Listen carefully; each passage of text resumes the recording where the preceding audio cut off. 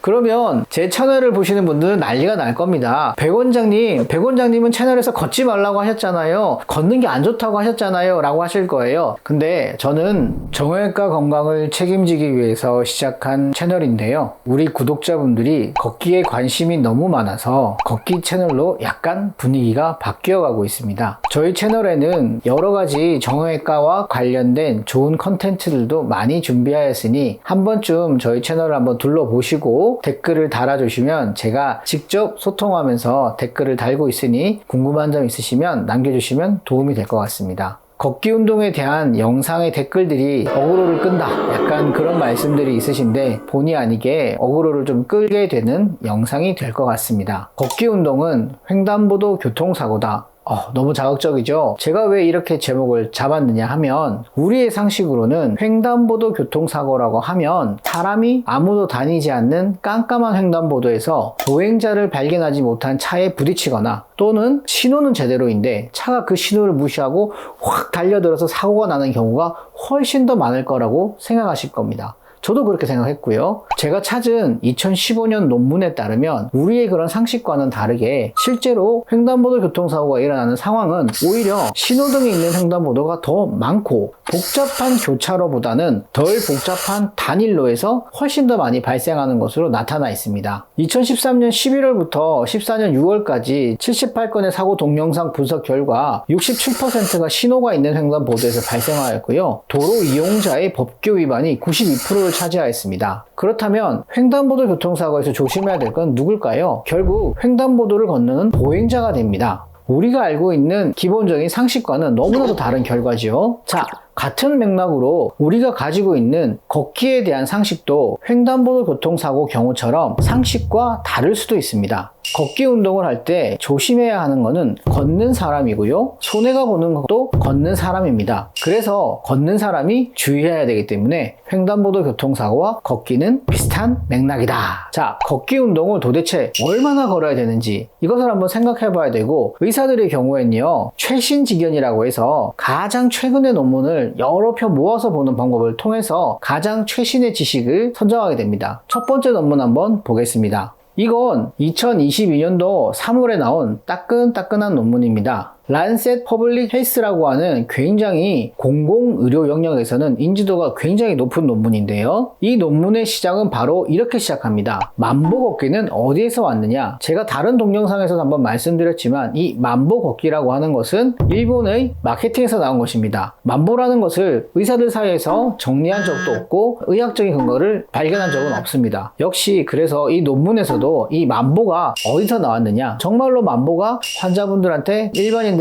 적절하냐 밝히기 위해서 논문을 썼다고 이야기하고 있습니다. 총 15개의 연구 자료를 분석했고요. 평균 나이 65세 사람들을 대상으로 약 5만 명의 사람을 7.1년 동안 따라다니면서 걸음걸이와 사망률을 분석한 논문이 되겠습니다. 자세한 내용을 말씀드리면 막 어지러우니까 딱 결론적으로 그래프 하나만 보시면 되겠습니다.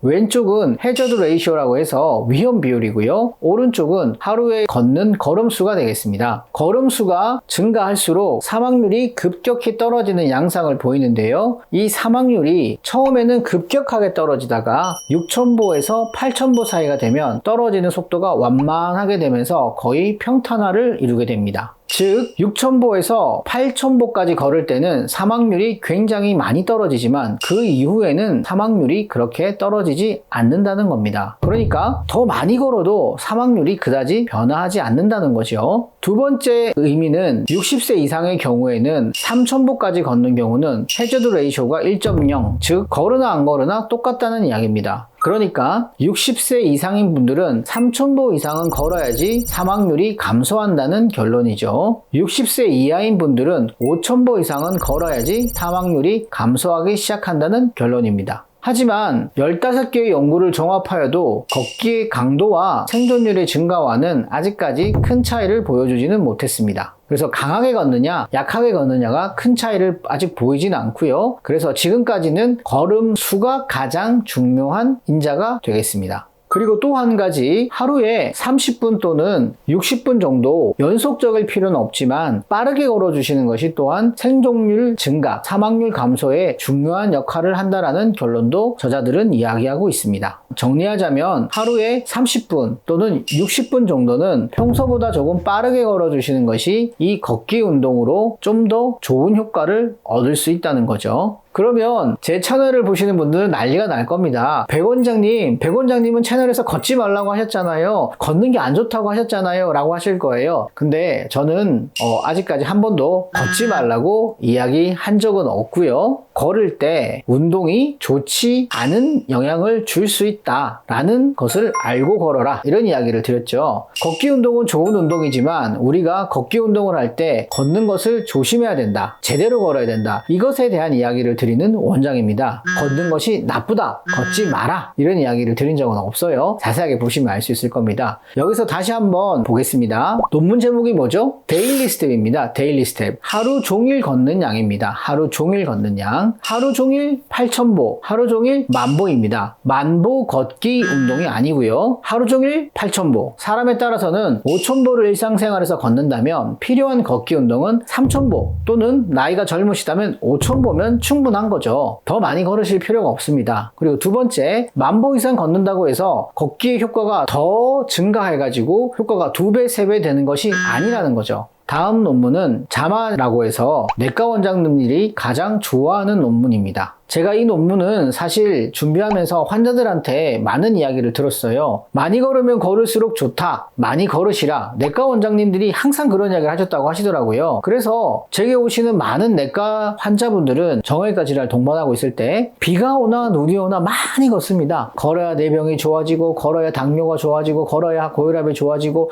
걷고 또 걷고 합니다. 그러면서 무릎이 아프고 또 저한테 오세요. 그럼 제가 걷는 것을 좀 줄이자 하면 너무나도 걱정하십니다. 내과 병이 악화되지 않을까. 그래서 내과 원장님이 주로 보는 최신 논문을 통해서 우리가 하루에 걸어야 되는 양이 얼마나 되는지 한번 알아보는 겁니다. 어떻게 연구를 했냐 하면 40대 이상의 미국 성인을 대상으로 해서 10.1년 동안 분석을 했습니다. 다 보면 어려우니까 결론만 보겠습니다. 앞에 말씀드린 연구처럼 사망률이라는 것은 걸을수록 쭉쭉쭉쭉쭉쭉 떨어집니다. 쭉 감소하는 거죠. 2,000보 걷는 사람에 비해서 4,000보 걷는 사람이 더 오래 살고, 6,000보 걷는 사람이 더 오래 산다는 결론이 나옵니다. 그리고 8,000보 걷는 사람이 더 오래 산다. 근데 그 이상부터는 약간 비슷해지는 그래프 양상을 보이게 됩니다. 즉 저번처럼 평턴화를 이루게 되는 거죠. 그러니까 하루에 8,000보 이상에서부터는 효과가 쭉 유지가 됩니다. 10,000보 걷고 20,000보 걷는다고 해서 2배, 3배 더 건강해지는 건 아니라는 거죠. 나이별로 봤을 때도 마찬가지 결과를 보여주는데요. 65세 이상이면 6,000보에서 8,000보 사이가 되면 그 효과는 비슷해집니다.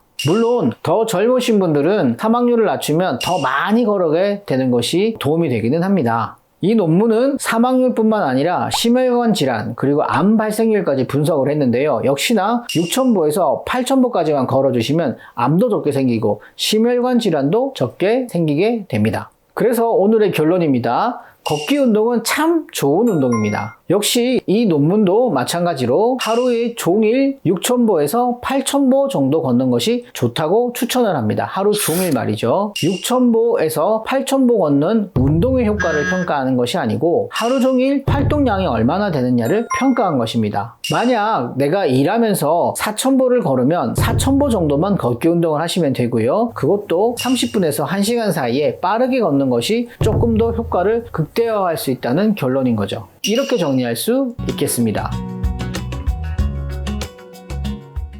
그리고 두 번째로는 아직까지 빨리 걷는 것에 대해서는 더 뛰어나다라는 결론은 아직까지 의사들 사이에 나오지는 않았습니다. 세 번째 결론은 제 나름대로의 결론인데요. 이것은 사망률에 대한 이야기죠. 무릎 아프고 허리 아프고 이런 것에 대한 이야기는 아닙니다. 사망률을 낮춰주는 걸음수는 6,000보에서 8,000보가 된다라는 이야기입니다. 그래서 정형외과적으로 무릎이 아프고 허리가 아픈 것에 대해서는 약간 관점이 다르지만 그래도 걷기 운동은 좋은 운동이다.